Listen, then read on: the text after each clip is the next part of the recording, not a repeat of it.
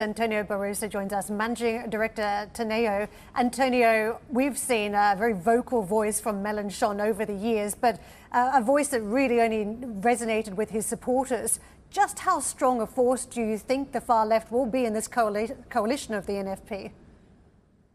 Well, I think this is stronger than before, the NFP as a whole, because clearly they came first in the election, but make no mistake, they came first in the election because people show up to vote against a national rally. So it's not a vote of endorsement, it's a vote of, I would say, a little bit of fear.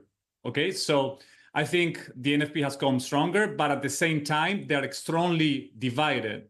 And I think this election, what it has produced is basically, it has helped to avoid the two extreme outcomes, because there won't be a government led by the National Rally, but Jean-Luc Melenchon won't be the next Prime Minister of France, because no matter what happens, you need the support in order to form a government of centrist parties. And centrist parties are not going to allow Jean-Luc Melenchon to become the new Prime Minister.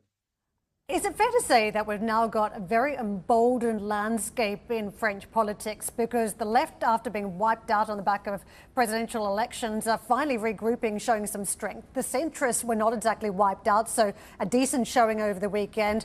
But the far right knows that if it plays its game fairly straight here, it might be able to convince voters that it's not a scary prospect by 2027. So am I right saying that what happens next is quite consequential to 2027? Oh, absolutely. The problem is that the election has not clarified anything like President Emmanuel Macron wanted to do.